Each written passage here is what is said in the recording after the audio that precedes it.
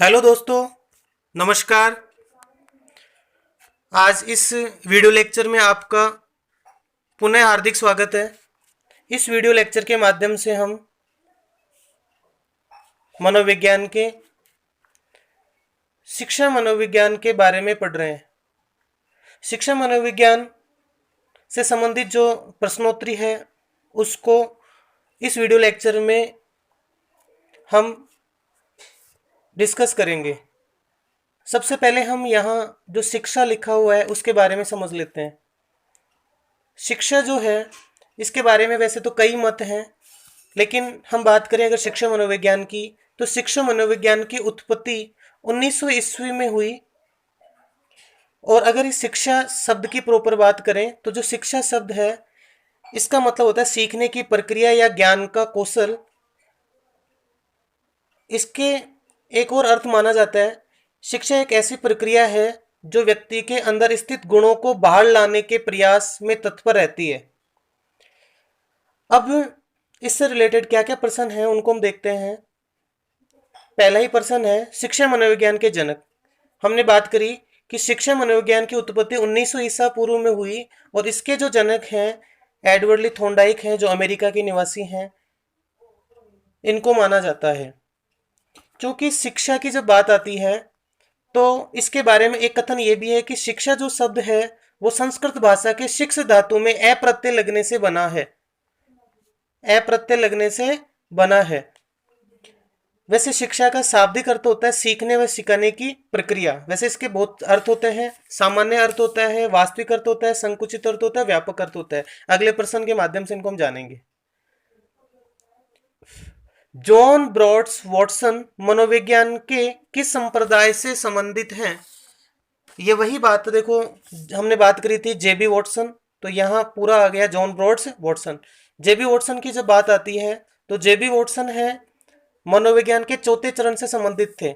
जो चौथे चरण में बात आई थी व्यवहार का विज्ञान, तो प्रमुख व्यवहारवादी जो हैं वॉटसन है, तो इनका जो संबंध है व्यवहारवादियों से है। अगला प्रश्न, कौन सा संप्रदाय मनोविज्ञान को चेतना का विज्ञान मानता है?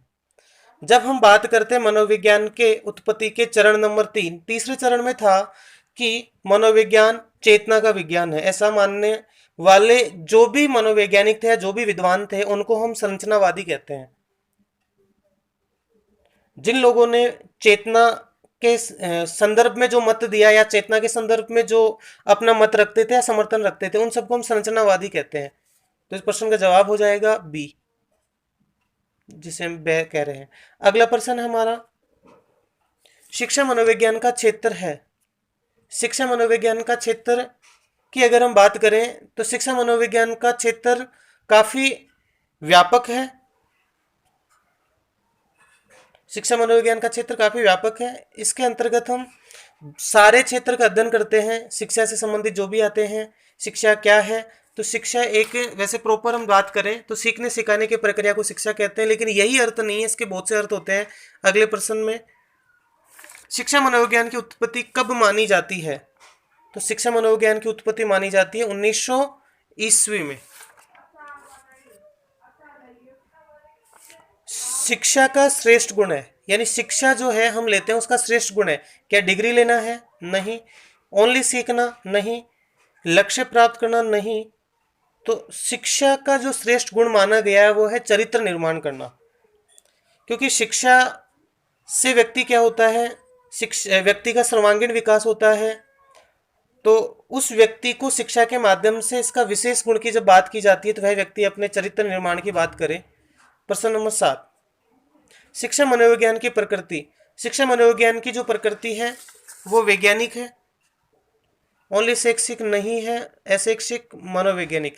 शिक्षा मनोविज्ञान की जो प्रकृति है वो वैज्ञानिक है। प्रश्न नंबर 8, शिक्षा की प्रक्रिया नामक पुस्तक किसने लिखी है, किसके द्वारा प्रकाशित की गई? तो ये जो पुस्तक है ब्रूनर ने लिखी है। प्रश्न नंबर 9, शिक्षा मनोविज्ञान की औपचारिक आधारशिला। देखो, शिक्षा मनोविज्ञान की जब औपचारिक आधारशिला की बात आती है तो इसके बारे में हम जो जवाब हमारा होगा वो 1889 यानी 1889। 1879 में तो शिक्षा मनोविज्ञान जो मनोविज्ञान है वो स्वतंत्र विषय वस्तु के रूप में प्रयोग की गई थी। तो इस प्रश्न का जवाब होगा हमारा से। अगला प्रश्न, शिक्षा किसी विद्यालय या महाविद्यालय में प्रदान की जाती है, यह कथन शिक्षा के किस अर्थ में प्रयोग किया जाता है? तो देखो, शिक्षा शब्द, चूंकि इस वीडियो के प्रारंभ में हमने बात जानी थी कि शिक्षा क्या है, तो हमने एक बात जानी थी कि शिक्षा जो होती है वो सीखने सिखाने की प्रक्रिया है, लेकिन इसके अलग अलग अर्थ में अलग अलग बात है। तो हम समझते हैं कि शिक्षा शब्द का सामान्य अर्थ क्या होता है। तो शिक्षा शब्द का सामान्य अर्थ तो होता है सीखने व सिखाने की क्रिया को हम क्या कहते हैं, सामान्य अर्थ के रूप में प्रयोग करते हैं। जब व्यापक बात आती है, यानी शिक्षा शब्द का व्यापक अर्थ क्या होता है, तो व्यापक जो अर्थ होता है वो होता है जीवन पर्यंत व्यक्ति प्रत्येक परिस्थिति में प्रत्येक स्थान पर सार्वभौमिक रूप से सीखता है। यह व्यापक अर्थ होता है शिक्षा का। अगर विस्तृत की हम बात करें और इसका संकुचित जो अर्थ होता है वो किसी विद्यालय या महाविद्यालय में पढ़ना, तो इस प्रश्न का हमारा जो जवाब होगा वो द होगा, संकुचित। तो इस प्रकार से शिक्षा जो शब्द है उसके अलग अलग अर्थ हैं। वैसे शिक्षा को मतलब एक अंग्रेजी का शब्द एजुकेशन है, उसकी उत्पत्ति की हम बात करें तो ये भी लैटिन भाषा के एजुकेटम व एजुसेयर से बना है। तो इन दोनों का अर्थ भी होता है अंदर से बाहर की तरफ निकालना। तो अंत में सभी प्रश्नों का अगर हम इस प्रकार से कंक्लूजन देखते हैं तो जो शिक्षा मनोविज्ञान के अंतर्गत जो प्रश्नोत्तरी है उसके ये महत्वपूर्ण 10 प्रश्न हमने इस वीडियो लेक्चर के माध्यम से डिस्कस किए हैं, और अगले आने वाले वीडियो में इससे संबंधित क्या परिभाषाएं महत्वपूर्ण है उनको जानेंगे। फिर हमारा अगला टॉपिक शुरू हो जाएगा। अभी के लिए धन्यवाद।